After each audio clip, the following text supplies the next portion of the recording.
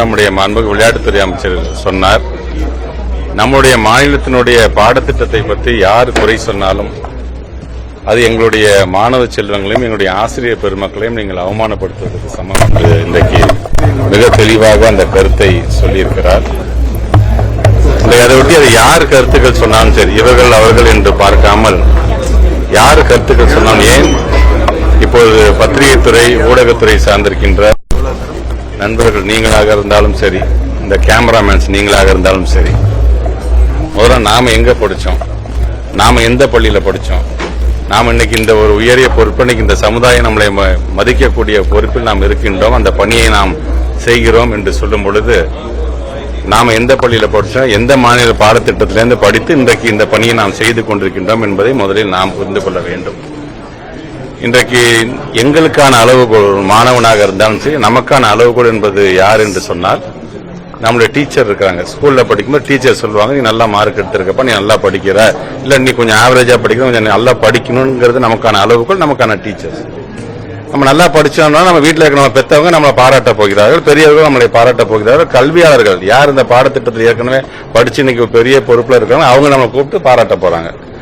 இவர்களுடைய பாராட்டும் இதுதான் நமக்கான அளவுகோலாக இருக்க வேண்டுமே தவிர, யார் யாரோ நம்மை பார்த்து இந்த மாதிரி கருத்துக்களை சொல்கிறார்கள் என்பது அதை நாம் ஒரு அளவுகோலாக எடுத்துக்கொள்ள வேண்டிய அவசியம் இல்லை.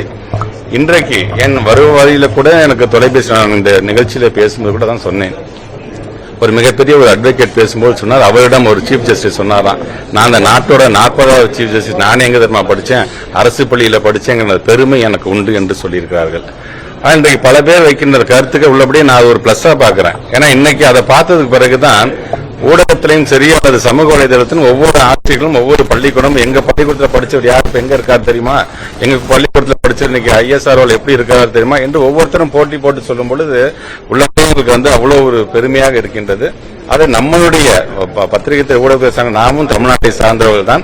நம்மளுடைய பாடத்திட்டம் நமக்கு எப்படிப்பட்ட ஒரு பயனை தந்திருக்கின்றது, எப்படிப்பட்ட உயர்ந்த இடத்தில் தமிழ்நாட்டை கொண்டு சென்றிருக்கின்றது என்பதை நாம் நன்கு அறிந்து கொண்டிருக்கின்றோம். அதனால இந்த நிகழ்ச்சியில பேசும்போது கல்வியாளர்களுடைய கருத்தாக NCF பத்திலாம் சொல்லும் போது அந்த கரிக்குலம் ஃப்ரேம் ஒர்க்கை பொறுத்த வரைக்கும் அது எவ்வளவு சிறந்தது என்கின்றது எங்களை விட்டுருங்க. நீங்க நாங்க என்ன சொன்னாலும் இதை அரசியல் பேசுறோம் நீங்க நினைப்பீங்க.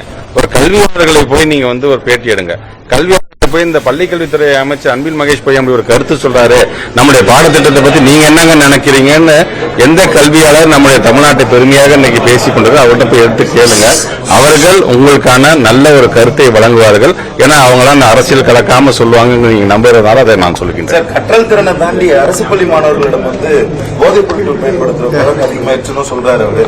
அரசு பள்ளி மாணவர்களை குறிப்பிட்டு இல்ல, இது நான் தான் திருப்பி சொல்றேன். நான் நம்முடைய தமிழ்நாட்டை காப்பதற்கு நம்முடைய மாண்பு தமிழ்நாட்டு முதலமைச்சர் இரும்பு காரம் கொண்டு எப்படி ஒடுக்கி கொண்டிருக்காரு நீங்களே பார்த்திருப்பீங்க. எவ்வளவு மதிப்பான சொத்துக்கள் எல்லாம் பறிமுதல் செய்திருக்கிறோம், எத்தனை பேர் எத்தனை லட்சம் வழக்குகள் போட்டு நம்ம செஞ்சிருக்கோம் உங்களுக்கே தெரியும். அதை மீண்டி அவர் எதை கருத்து சொல்ல வேண்டுமே என்றுதான் அவர் சொல்லுகிறார் என்றுதான் நீங்க எடுத்துக்கொள்ள வேண்டும்.